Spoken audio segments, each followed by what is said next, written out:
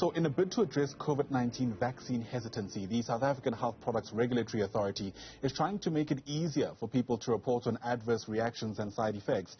In fact, this is also as the country has seen the lowest levels of reporting of side effects after COVID-19 vaccination. Meanwhile, SAHPRA says no person has died in this country from receiving a COVID-19 jab.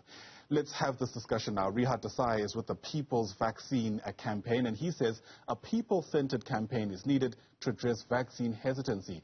Rehad joins us now via our video link for more on his thoughts and the work he does. And it's great to see you, Rehad. Thanks very much indeed for making time for us here on the AM Report. You're calling for a people-centered campaign. What does that mean, and what does that look like? It means that we need to activate and mobilize community structures like we've never done before. In particular, the churches and trade unions and the civic structures inside our communities. We're seeing a tremendous amount of hesitancy. While we've got the insured, those who've got medical aid, having a much higher rate of vaccination than those who are uninsured. We've also got a situation where it seems that there's more hesitancy amongst white people, particularly of the 40 plus range upwards, than there are black Africans, and got similarly low numbers of trust in the vaccine amongst the so-called coloured population. So we have a situation here where it's not only about hesitancy.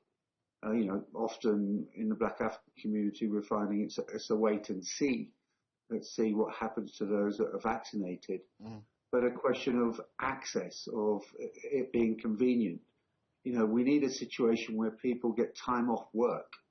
We need a situation where there's childcare facilities for single mothers who come in to get vaccinated. And we need certainly more vaccine sites around the informal settlements where we're seeing a very low take-up. And that means proper communication and dialogue, two-way communication between our local health authorities and our district health authorities, right, and community organizations. I'm interested in what you think the strategy should look like, though. We often use the term vaccine hesitant people quite loosely, but that's not a homogenous group of people, right? In fact, there are those who go a step further to say that those who are vaccine hesitant are not the same as so-called anti-vaxxers. Where do you think the focus should be, considering how influential even the anti-vaxxers could be? Well, what we're seeing on social media is people are clicking on posts that are five times more, posts that promote fear, 5 times more than posts that promote correct information. And so there's quite a lot of misinformation out there, wrong information. And then you've got the anti-vaxxers, which are hard lobby, and I believe they're being supported by specific economic interests. People are supporting, touting natural remedies and natural prevention. Actually promoting disinformation. It's incorrect information, and they're doing this consciously.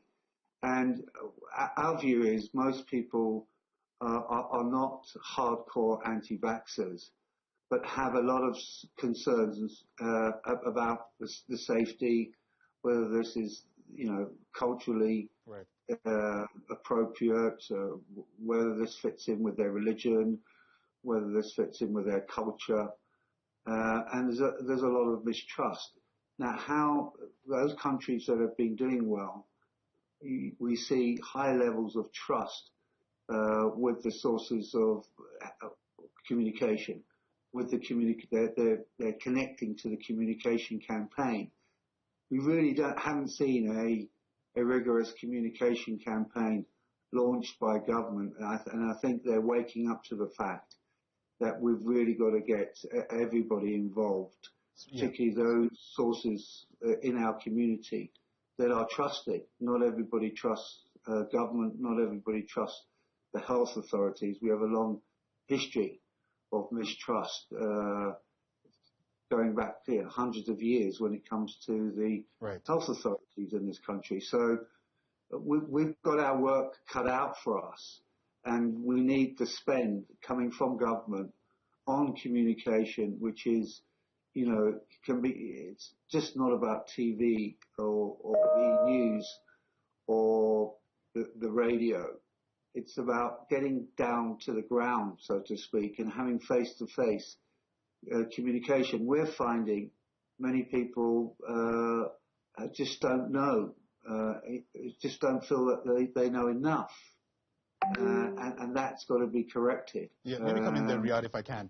How well do you reckon we're doing in terms of at least distilling the scientific knowledge to places and people where it matters, or people to whom it matters? Especially in a context where SAHPRA yesterday gave quite an extensive presentation on how we can't conclusively say that anybody in this country has died because they've received a COVID-19 vaccine. Some people may have died very well after having had received the jab. But that information sometimes just simply doesn't distill to so-called grassroots levels where it can start worming away at things like vaccine hesitancy. How do we get that right? Well, we're seeing figures coming out of hospitals and provinces which show that the people in high care wards or in ICU or that are seriously ill, very, very few of those have been vaccinated. They took 2 doses or had their first vaccine after 28 days. Some cases, none. But people who are unsure can say, well, how can we trust this information, these figures? It's just not enough to put figures in front of people to show that those that are vaccinated aren't dying. We need to go beyond that because there's so much information out there, and there's so much fake information out there, and there's so much lack of vaccine literacy, and indeed mathematical literacy, that people just say, well, I'm still not convinced. So it's making the science palatable, but it's also a values-based approach which we need to see. We know, the science tells us that those who are not vaccinated are now, because they're coming up against, the virus has one job, to reproduce. Now, if it has a wall around it which stops it, and those people in this instance are those that are vaccinated, then those who are unvaccinated, the virus starts reproducing in a way to overcome the wall, to overcome the vaccination. So those that are not being vaccinated are allowing their bodies to become potential vectors, spreaders of a new mutated virus, mutations that could prove to be,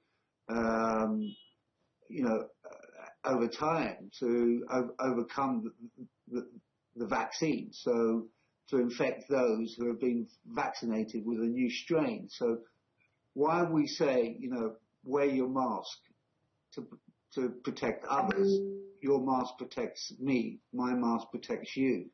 We've now got to say that, those who are to get vaccinated, you're not only protecting yourself, you're protecting others. We've got to appeal to people's Ubuntu, if you like, their collective spirit, their morals.